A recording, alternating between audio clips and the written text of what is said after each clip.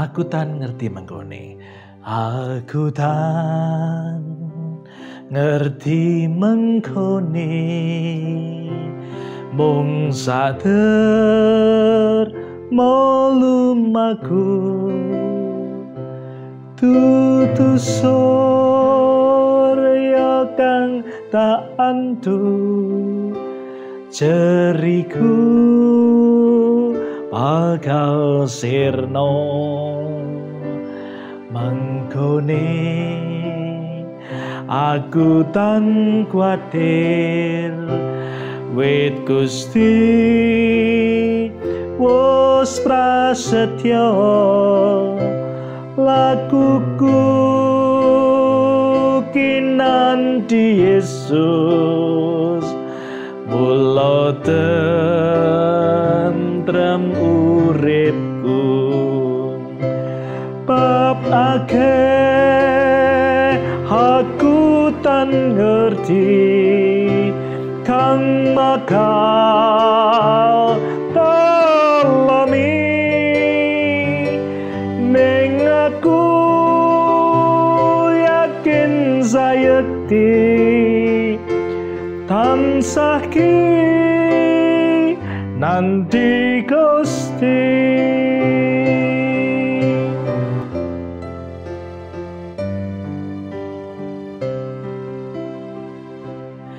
Aku tan ngerti besuke bisa nandang sangsara ngingkang paring pangan glathik lan ngayomi uripku waktu rumpil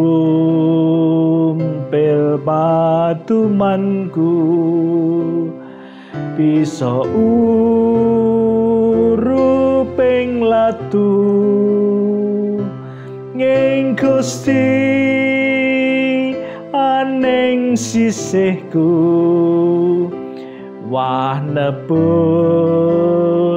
srana rahim apake aku tan ngerti kang bakal alami ning aku yakin sayekti tansah ki nanti Gusti. Ya, salam sahabat Yes, bagaimana kabar saudara-saudara ini? Saya berdoa, saya berharap saudara-saudara dalam berkat, dalam kasih, dan dalam sukacita Kristus Yesus. Nah, sahabat-sahabat Yesus, pernahkah saudara mengalami ketakutan? Apa yang saudara takuti? Apakah kemudian ketakutan itu membawa kita semakin dekat kepada Tuhan atau justru sebaliknya? Nah, karena itu firman Tuhan saat ini akan kita hayati, akan kita baca bersama-sama dalam Injil Matius 6 ayat 25 sampai dengan 27. Demikian firman Tuhan bagi kita semua. Karena itu aku berkata kepadamu, janganlah khawatir akan hidupmu, akan apa yang hendak kamu makan atau minum. Dan janganlah khawatir pula akan tubuhmu, akan apa yang hendak kamu pakai. Bukankah hidup itu lebih penting daripada makanan, dan tubuh itu lebih penting daripada pakaian? Pandanglah burung-burung di langit yang tidak menabur dan tidak menuai dan tidak mengumpulkan bekal dalam lumbung. Namun diberi makan oleh Bapamu yang di sorga. Bukankah kamu jauh melebihi burung-burung itu? Siapakah di antara kamu yang karena kekhawatirannya dapat menambahkan sehasta saja pada jalan hidupnya? Demikianlah pembacaan firman Tuhan bagi kita semua. Berbahagialah kita yang mendengar, merenungkan dalam hati, dan melakukan dalam kehidupan sehari-hari. Haleluya. Ya, sahabat-sahabat Yesus dimanapun saudara berada, firman Tuhan ini mengingatkan pada kita, mengajarkan juga buat saudara dan saya, bagaimana kemudian kita mensikapi rasa takut dan juga kekhawatiran kita. Apa sih yang biasanya membuat kita takut? Apa sih yang biasanya membuat kita khawatir? Firman Tuhan ini sedikit memberi gambaran tentang kebutuhan kita. Tentang apa yang kita pakai, tentang apa yang akan kita makan. Terlebih pada situasi pandemi yang saat ini belum berakhir. Bahkan mungkin kita tahu, kita mendengar situasinya akan meningkat dan jauh mungkin lebih buruk. Lalu, apakah salah kalau saya khawatir? Apakah keliru kalau kemudian saya cemas dengan situasi yang ada di sekitar saya seperti ini? Persoalannya bukan boleh atau tidak. Tetapi rasa takut itu adalah sebuah emosi.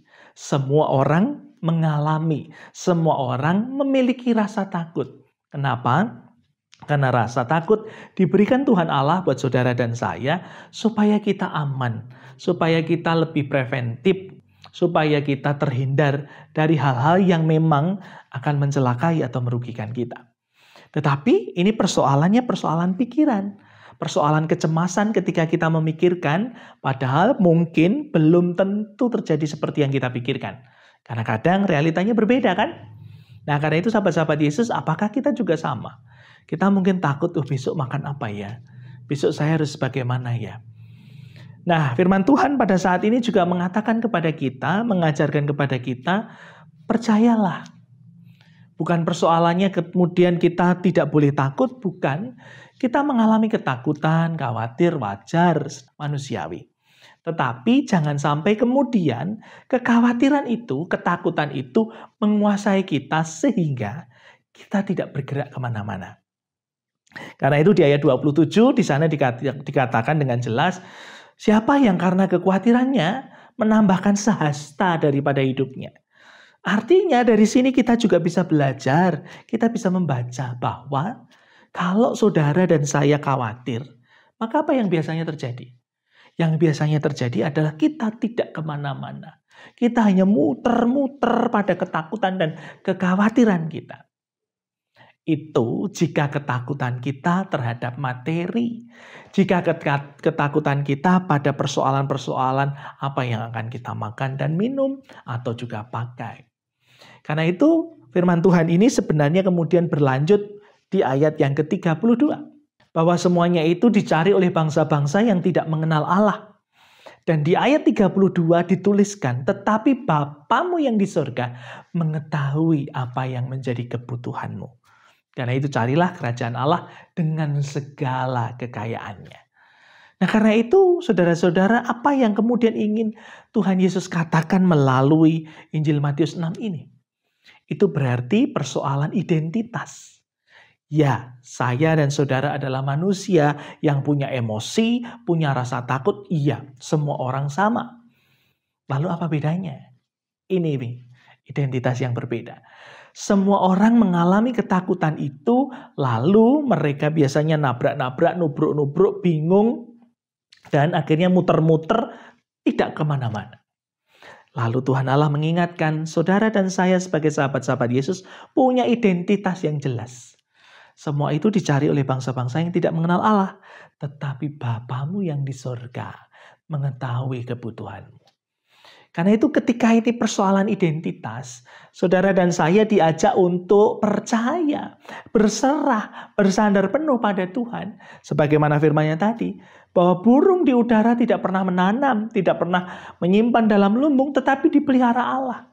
Betul kalau kita kemudian tidak bisa melihat bahwa saya harus makan apa dan bagaimana, betul. Tetapi Tuhan Allah tidak tinggal diam. Dia akan kirimkan berkatnya juga melalui orang-orang terdekat kita. Nah karena itu saudara-saudara yang terkasih di dalam Tuhan, ini persoalannya adalah persoalan identitas.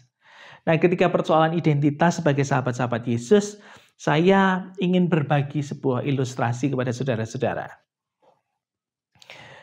Nah saya punya kacang panjang. Menjadi sahabat-sahabat Yesus, menjadi anak-anak Tuhan atau orang-orang Kristen, itu saya menganalogikannya sebagai kacang panjang. Ya mungkin tidak pas, tidak tepat.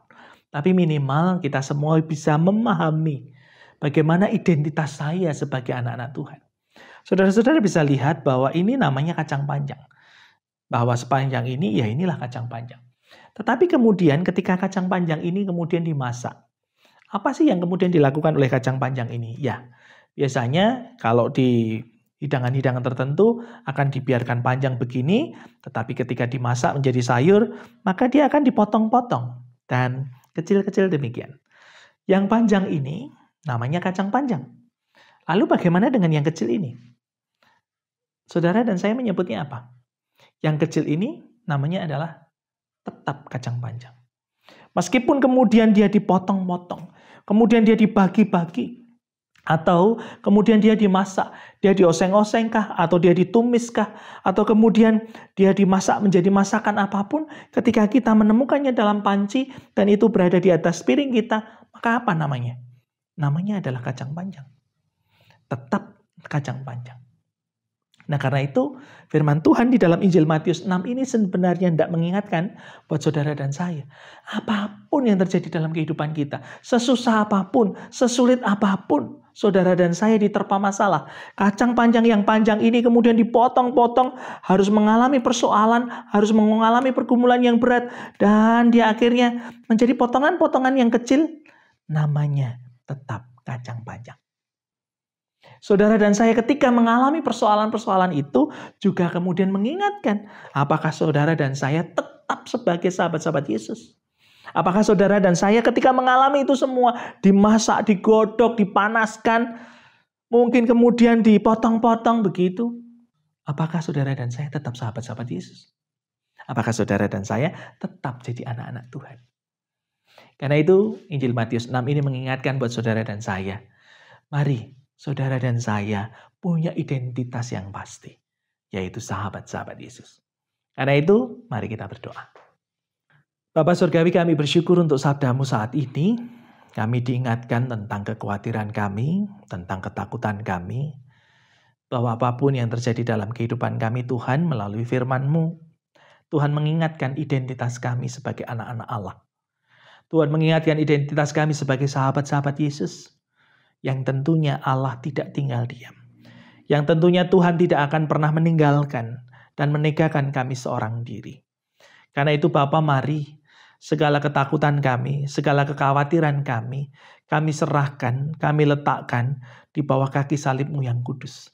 Biarlah kami boleh menjadi percaya, biarlah kami senantiasa berharap, biarlah kami senantiasa bersandar hanya dalam nama Tuhan Yesus. Sebagaimana firman-Mu saat ini di ayat yang ke-23, bahwa Tuhan mengetahui apa yang menjadi kebutuhan kami.